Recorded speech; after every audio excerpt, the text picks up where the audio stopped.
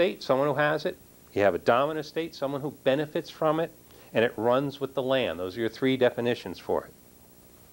The second type of easement is an easement in gross. And an easement in gross is more of a commercial endeavor, but not necessarily limited to commercial endeavor.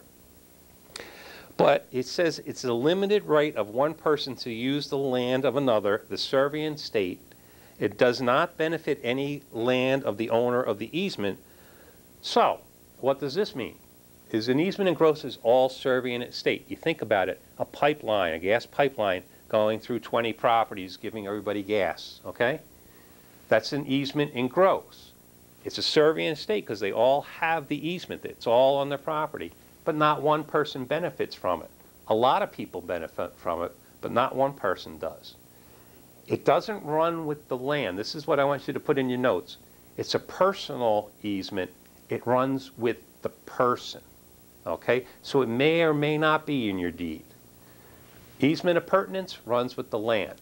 Easement in gross is personal. It runs with the person, okay? Very important concept to get one or two questions right. So an easement in gross, all serving estate. There is no dominant estate. No one benefits from it. Everybody has it. Overhead power line, a water line, a gas line, railroad tracks, many different things would be great examples of easement in gross. There is no dominant estate in easement in gross.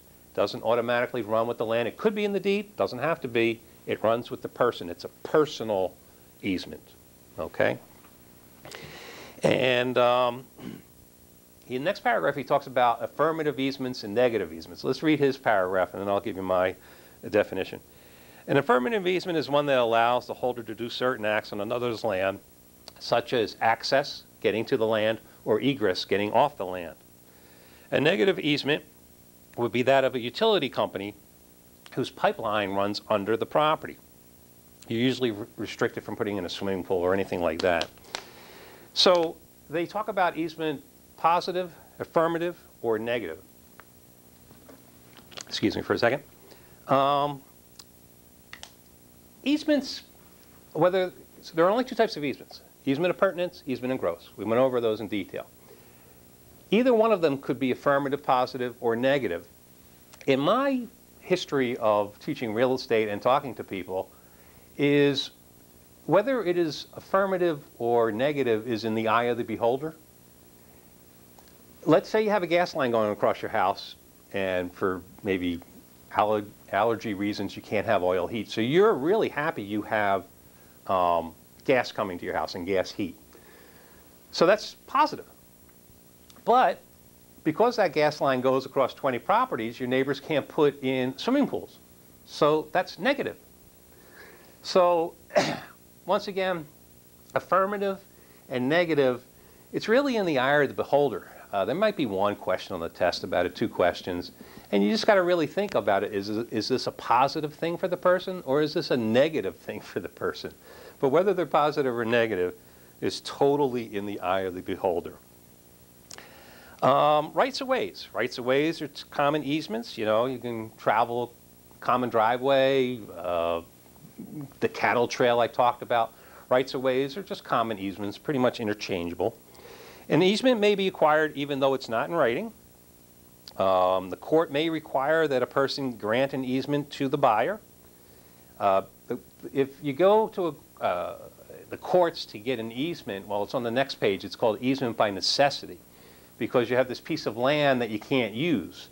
If you have no access or egress to a property, I don't want to say it's worthless, but it really has very little value because you can't get to it. Sure, you could get to it by helicopter, but it's usually, you know, without access and egress, it usually doesn't have a lot of value. In Maine, you have a lot of landlocked properties where people use it for, you know, cutting down timber and things like that. So that property has value to them.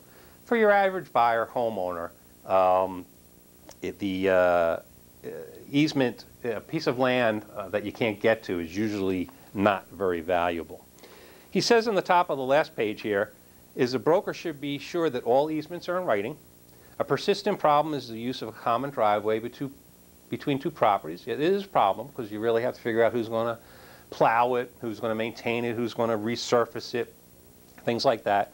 Very important things to come up with, to think about. But easements can be created in 3 ways. These are usually on the test. They can be created by deed.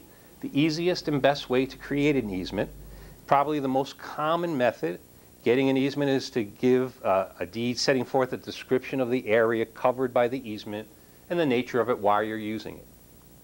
By necessity, that's what we just talked about. By deed is the first, easiest, most common way. By necessity is you have to go to a court. And the court would be basically the owner would find it, the easement, indispensable to their ownership. The relations of the parties are also an important things to consider. But by necessity is actually going to a deed, to a court, and saying, I need this easement, I need to get to my property, we need to get an easement on my neighbor's property so I can get to mine. Once again, depends on how good your lawyer is, you probably will get it. And the one that interests most people is by prescription.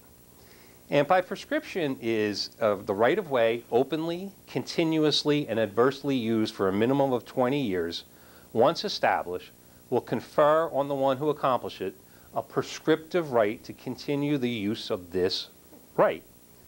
The easiest way to think about this is maybe horse trails, or hiking trails, or some of the horse trails and hiking trails are very old. They're called ancient ways, and they're usually pretty preserved by other types of laws. But let's say like beach access. Let's say you have a beach house and everybody is parking down the road and walking between your house and somebody's house to get to the beach. Well, if they've been doing that for 20 years, then they have a prescriptive right to continue doing that. If a couple kids in the neighborhood have been walking across your land for 20 years to get to a pond out back, well, now they have a prescriptive right to continue using it. You have to see that it has to be right of way. You used it openly. You didn't do it at night, dressed in black. You did it continuously, on a very continuous basis, not just like once a year. And you did it adversely, meaning that the owner might not have been real happy about it, but did nothing about it. The key is 20 years, though. Now, 20 years, after 20 years, everybody has a prescriptive right to keep using this little trail to the pond or whatever. And the other thing is that a lot of questions asked in class is, well, what if the property is sold? Well, if the property is sold, then the word is tacking.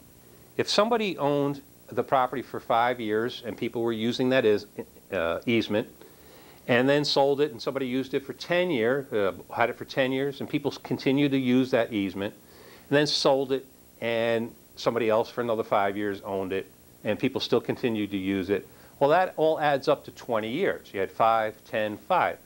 So that's called tacking. It doesn't matter that it was just one owner for 20 years that you crossed the property. It just matters that the property was crossed for 20 years. And if it's different ownership, 2 or 3 different owners in that 20 years, well, you just tack on their amount of ownership and you add it up to 20 years. So it's called tacking.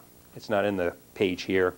Doubtful it'll be on the test, but you never know. I'm trying to throw everything out to you. An estoppel. An estoppel is a strange little word. There's a slightly different definition in the glossary if you want to read it. But estoppel is a certificate, and I've only seen it in 2 things. I've seen it in leases and I've seen it in mortgage. More common in mortgages. And an estoppel certificate, the definition of it is that word stop. It's right in the name. Remember, stop. It stops you from making any future claims. So let's say I wanted to lease a piece of property, and I'm going to lease it for 10 years. I'm going to put in a pizza shop. And the owner says to me, okay, the rent goes up $500 each year, and at the end of 10 years, you will pay me $1.5 million. So they have this little certificate, which obviously has been devised by lawyers, because I don't really understand the need for it. But you sign this little estoppel certificate when you sign the lease, and you say, yes, at the end of 10 years, I will have paid you $1.5 million. Or in the case of a mortgage, you know, you buy a house, you get a $500,000 mortgage, and you sign a certificate after 15 years that you will have paid back the bank, I don't know, I'm just making up a number, once again, $1.5 million.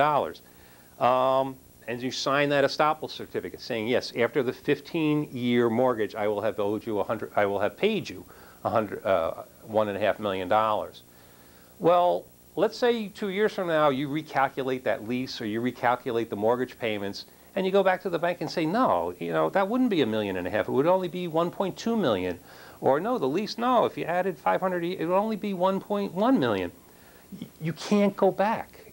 You are stopped. When you sign that estoppel certificate, you agree to pay that $1.5 million, even though the landlord or the bank miscalculated what you're going to pay them. So when you sign that certificate, and you have to sign it, you're stopped from making any future claims against it. So let's just read here. It says you would be stopped or prohibited, the last line, from denying existence of the fact that you owe them this certain amount of money or you have paid them this certain amount of money after a certain amount of time. Okay. Estoppel, people get worried about. It may be just one question on the test. There's a slightly different definition in the glossary. As I said, it's only leases and mortgage that I've seen it. I would remember it that the word stop is in it, and it stops you or it stops you from making any future claims because you already signed a certificate saying this is what you're going to pay. A license.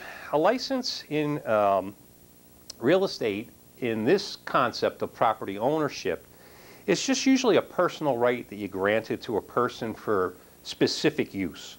You're letting your Uncle Ernie go and fish in the pond in the back of your house anytime he wants.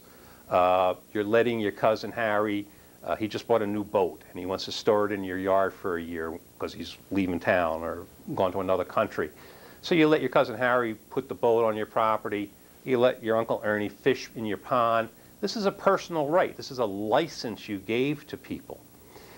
In other ways of thinking, a license in more commercial aspects would be when you go down to Boston for dinner at night and you rent a parking space. Well, you're renting this parking space. They're giving you a license to park there for compensation for a certain amount of time. When you go to a movie theater and you pay the ticket price and you sit in the seat, well, they're licensing you the seat for the duration of the movie. It's a personal right you have. You can't come there tomorrow and sit in that same seat unless you buy a ticket again, and there might be somebody sitting in that seat, okay? So a license is a personal right, a privilege, a specific use that you give to people. In real estate, it would be definitely storage, fishing, using your property for a specific purpose. And now we get into encroachment. And encroachment's the last chapter in this paragraph. And I see we're kind of running out of time, so we'll try to do 1 or 2 questions at the end of the chapter, and then we'll be kind of done. Encroachment is an illegal intrusion or trespass into or over the property of another, such as a wall or a fence. The property owner can request a court to have the encroachment removed or order payment of monetary damages. Property cannot be used in such an unreasonable manner that it interferes with the reasonable use of another person's property and becomes a nuisance. So an encroachment can become a nuisance. A nuisance is generally non-physical, but interferes with quiet enjoyment, such as noise, light, dust, odors, etc. One could have a relatively small area. One that affects a relatively small area is called a private nuisance, and a court order is usually needed for its remedy. And a public nuisance usually affects a larger area and requires city, town, or county action for its removal. So a nuisance would be an old dump site that's covered up and all of a sudden is emitting a lot of smells right now. Well, that would be a nuisance that affects a large area, and it's really something your city or town or county should be working on. And once again, if your neighbor is playing Jimi Hendrix at 4:30 in the morning, well, that's a private nuisance, and you can, once again, either have the courts or the police talk to them about that. All right, see, we have a couple more minutes. So my best suggestion, and when we get back probably in the next time, we'll talk a little bit about how to study and take tests. But my suggestion is that you try to keep up with the course. As I said, a lot of people ask me, when should I take the test? generally about 2 weeks after you finish the course. But I say generally because if you kept up with the course, meaning you studied, you've done all the practice test questions, you asked questions, you committed everything to memory that's on the curriculum, and you've done that while you're going through the course here, then you're pretty well prepared to take the test, and you should take it while it's still fresh in your mind. But if you have kids, a job, other obligations, and you haven't kept up with the course, you've just been coming to class but have not studied, then you might want to give yourself a little bit longer than 2 weeks, maybe 3 or 4 weeks to take the test. The certificate we give to you is good for 2 years, but you definitely want to try to take the test while things are still fresh in your mind. Okay, at the end of each chapter here are questions and answers. There's 2 sets of practice tests at the end of the book. And what you should do is try to save the 2 sets of practice tests for when you finish the whole course and you're finished studying. Then going through those practice tests, they'll tell you whether you're really ready for the test or not. Now, let's just go over some basic questions here just to get the flavor of how things might be presented. He says in the first question, right at the end of the property chapter, number 1, an article that has become real estate by reasons of its permanent attachment is, well, it's not an appendage, it's not personal property, and it's not a freehold. You haven't even learned what a freehold yet. It's a fixture, B. The general term of property means, and you have, the answer is real estate, land, real and personal property, or land and improvements. Well, the general 2 types of property are real and personal. So hopefully you knew that it was C that we should answer. When the real property is sold, cut firewood is the property of the, so cut firewood, they took a tree down, they cut it up, they put it in the yard. Well, it's property of the seller. It's not property of the buyer. It could be split between the buyer and seller, but don't complicate the question. It's not asking you that. And it says the abutter. It's not given to the abutter. So A is the answer for number 3. In 4, when an item of personal property is annexed or attached to real property, it is considered to be chattel. Well, no, that's personal property. Personal C&C, personal property. Real estate, yeah, but this B is a much better answer. B is it's considered to be a fixture. That's, I mean, the question is almost the definition of what a fixture is. In 5, a major factor in determining whether an item is real or personal property is A, utility, how it's used, no. B, disposition, how it's disposed of, no. Annexation, yes. And D, fixation, no. Fixation is a funny word, I think. It just means you're kind of obsessed with something. And so hopefully you got that one right, C, annexation. And going on, I wanted to just, I think these questions, well, these questions are very good. The questions 13 and 14 are a good question. Make sure you understand what easements are. I'll let you practice those on your own. And yeah,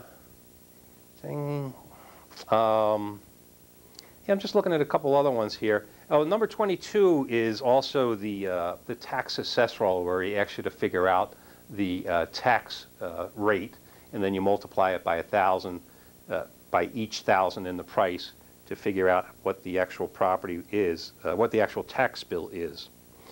And that's about it on this. You know, these are good questions, but I'm seeing I'm not really going to have a lot of time to get through it. So if you saw the way I was answering those questions is that I was using the process of elimination.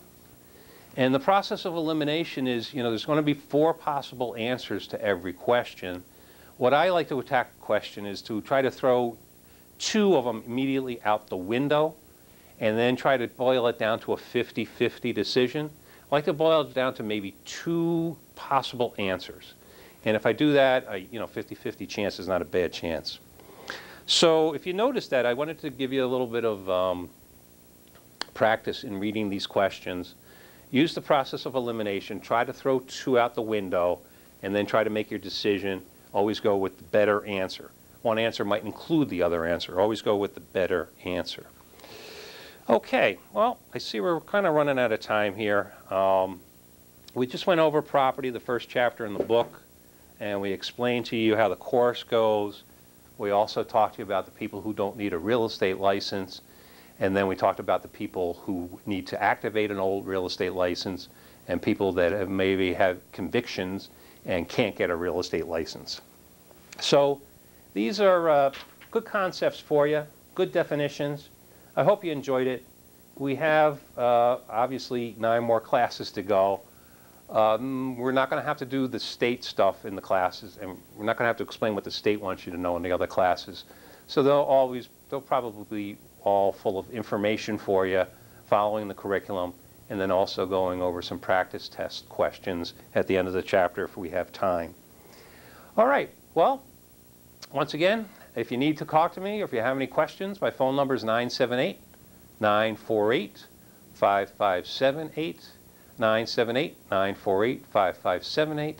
And I guess we'll conclude the class right now, and I'll see you next time. Hope you learned a lot. Take care.